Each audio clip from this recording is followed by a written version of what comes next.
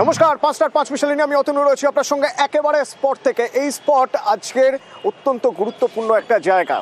রাজ্য রাজনীতির থেকেও বড় কথা, হয়তো দেশের রাজনীতিতে এই ধরনের ছবি সচরাচর দেখা যায় না, যে ছবি আজ দেখা গেল।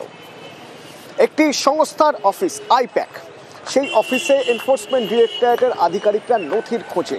এইখানেই অফিস, এই বিল্ডিংয়ে অফিস, এবং সেই অফিসে যখন তল্লাশি চলছে তখন সেখানে মুখ্যমন্ত্রী মমতা বন্দ্যোপাধ্যায় চলে এলেন। তিনি অভিযোগ করলেন যে তার দলের পরামর্শদাতা এই সংস্থা, সুতরাং তার দলের যাবতীয় নথি তাদের কাছে রয়েছে। বরং হতেও পারে তার দলের সম্ভাব্য তালিকা, সামনে ভোট, সেক্ষেত্রে সম্ভাব্য যে প্রার্থী তালিকা তাও এদের কাছে থাকতে পারে। সেই সব নথি হাতাতেই ইডির হানা। অভিযোগ করছেন মমতা বন্দ্যোপাধ্যায়। তিনি এখানে ছিলেন বেশ কিছুক্ষণ, প্রায় ঘন্টা চারেক তিনি এখানে ছিলেন। বেরোনোর সময় বলে গেলেন তিনি আবার আসবেন, কোন কোন নথি মিসিং তার রিপোর্ট নেবেন। বাংলার উপর যে হামলা ওরা করেছে, এই হামলার প্রত্যুত্তর জনগণ দেবে, এটা আমি বিশ্বাস করি। এবং নিজেদের ফেস সেভিং করবার জন্য ফেস সেভিং ফর্মুলা কিছু গদি মিডিয়াকে কাজে লাগিয়েছে। সেই গদি মিডিয়ার ডিটেলসটাও আমরা নজর রাখছি, এবং যেটা সত্য আমরা সেটা সত্য সবসময় সত্যানুসন্ধান করতে দেবো। কিন্তু অসত্য কথা যারা বলেছে, বিজেপির কথা শিখিয়ে তাদের বিরুদ্ধে ডিফামেশন করার দায়িত্ব আমার সহকর্মী সোমরাজ হোসেন আমার সঙ্গে সরাসরি। সোমরাজ, নজিরবিহীন গুরুত্বপূর্ণ একটা দিন দেখা গেল যে এই অফিসে এখানে তিনি বসে রয়েছেন, তিনি নথি চাইছেন। তার দলের যে নথিগুলো রয়েছে সেই নথিগুলো যেন ইডির কাছে না যায়, ইডি তল্লাশির নাম করে সেই নথি যাতে না দিতে চায়। এই সবের মাঝে দেখা গেল যে তার আধিকারিকরা চলে এসেছেন, মুখ্য সচিব চলে এসেছেন এখানে।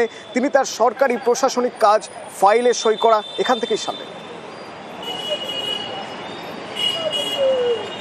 বসে থেকেই করলেন। তার কারণ তার পূর্ব নির্ধারিত কিছু সরকারি কাজ ছিল।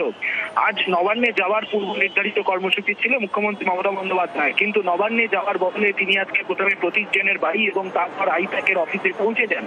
পৌঁছে তিনি সরাসরি রাজ্যের মুখ্য সচিব নন্দিনী চক্রবর্তী এবং মুখ্যমন্ত্রীর বিশেষ সচিব মনোজ পান, স্বরাষ্ট্র সচিবকে ডেকে নেন, এবং ডেকে নিয়ে তিনি আইপ্যাকের অফিসে উচ্চ পর্যায়ের বৈঠক করেন। শুধু বৈঠক নয়, কিছু ফাইলও নিয়ে আসেন রাজ্যের মুখ্য সচিব নন্দিনী চক্রবর্তী।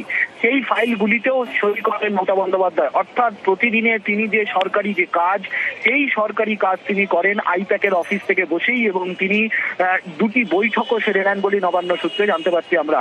এবং সেই বৈঠক শেষ করার পর তার যে পূর্ব নির্ধারিত কর্মসূচিও ছিল, অর্থাৎ গঙ্গাসাগর মেলার কলকাতার উদ্বোধন অনুষ্ঠান, যে অনুষ্ঠান বিকেল 4:15 নাগাদ হওয়ার কথা ছিল, সেই অনুষ্ঠান শুরু হয়েছে 4:55 থেকে।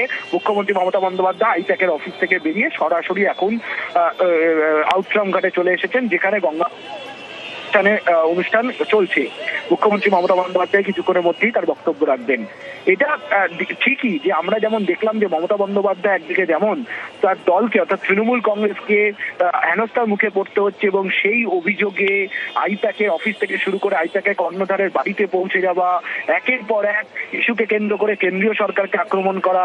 শুধু তাই নয়, মমতা বন্দ্যোপাধ্যায় বিস্ফোরক অভিযোগ তুলেছেন যে ইডি এই হানার নাম করে, অভিযানের নাম করে 2026-এর তৃণমূল কংগ্রেসের যে সম্ভাব্য প্রার্থীদের তালিকা, সেই তালিকা লুট করতে এসছে, নথি চুরির অভিযোগ তিনি এনেছেন। সেই বিস্ফোরক অভিযোগ আনার পাশাপাশি মমতা বন্দ্যোপাধ্যায় সেই অভিযোগ একবার আমরা শুনবো। সোমরাজ, আপনারা জেনে রাখুন, এই অপারেশনটা স্টার্ট করেছে ভোর 6টা থেকে, যখন অফিসে কেউ ছিলই না প্রায়, এবং তারা এসে আমাদের পার্টির সব ডেটা, সমস্ত ল্যাপটপ, সমস্ত আইফোন বা ফোনে যে সমস্ত স্ট্র্যাটেজি আছে ইলেকশনের, ইনক্লুডিং SIR আমাদের কাজ চলছে মানুষকে সাহায্য করবার জন্য, সেগুলো সব ওরা ফরেন্সিক টিম নিয়ে এসে সকাল থেকে ট্রান্সফার করেছে। আমি মনে করি এটা ক্রাইম, একটা পার্টি অফিসের, এটা প্রাইভেট অর্গানাইজেশন নয়। আপনারা সবাই জানেন আইপ্যাক আমাদের অল ইন্ডিয়া তৃণমূল কংগ্রেসের, এটা আমাদের অথরাইজ টিম, এবং সেই অথরাইজ টিমের কাছ থেকে সব কাগজ ছিনিয়ে নেওয়া, সব লুট করা, এবং কাগজ টেবিলগুলো পুরো ফাঁকা পড়ে রয়েছে। তার মানে সব কাগজপত্র এবার বলুন আবার নতুন করে তৈরি করতে গেলে ইলেকশন তো পেরিয়ে যাবে। এটা কি ওদের ঠিক হয়েছে? আমরা রেজিস্টার্ড পলিটিক্যাল পার্টি। সোমনাথ, আমরা দেখলাম এখান থেকে মমতা বন্দ্যোপাধ্যায় তিনি অমিত শাহকে পর্যন্ত নিশানা করলেন, অমিত শাহকে পর্যন্ত আক্রমণ করলেন।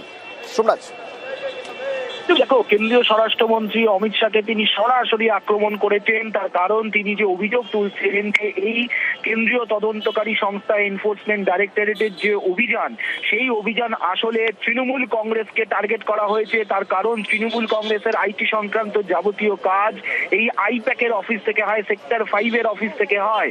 মমতা বন্দ্যোপাধ্যায় এই অভিযোগই তুলছেন কেন্দ্রীয় স্বরাষ্ট্রমন্ত্রীকে উদ্দেশ্য করে। আসলে বিধানসভা নির্বাচনে সম্ভাব্য প্রার্থীদের তালিকা, তৃণমূল কংগ্রেসের যে ডেটা অ্যানালিসিস, সেই ডেটা অ্যানালিসিসের নথি চুরি করাই আসল উদ্দেশ্য এই অভিযানের। মমতা বন্দ্যোপাধ্যায় সেই অভিযোগে তুলছেন এবং সেই অভিযোগকে সামনে রেখেই 2026-এর বিধানসভা নির্বাচনে প্রচারও করবে এবার মমতা বন্দ্যোপাধ্যায়। কারণ মমতা বন্দ্যোপাধ্যায় এই হুঁশিয়ারি দিয়েছেন যে তিনি দিল্লি যাবেন এবার এই আন্দোলনের কর্মসূচি এগিয়ে নিয়ে যেতে।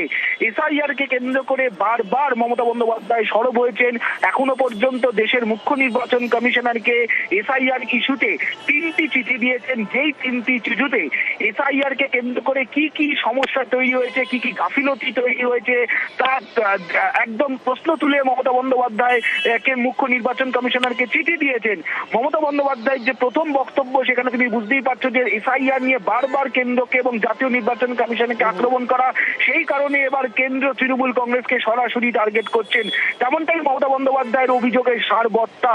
এবং এই ইস্যুকে সামনে রেখে, অর্থাৎ তৃণমূল কংগ্রেসকে বিধানসভা ভোটের আগে যেভাবে আক্রমণ করা এবং সরাসরি তৃণমূল কংগ্রেসের আইটি সেলের অফিসে ঢুকে যেভাবে নথি চুরির অভিযোগ তিনি আনছেন এবং এসআইআর কে কেন্দ্র করে যেভাবে একের পর এক সুর চড়িয়েছেন মমতা বন্দ্যোপাধ্যায়, এবারে এই দুটি ইস্যুকে সামনে রেখেই মমতা সোমনাথ, বন্দ্যোপাধ্যায় সঙ্গে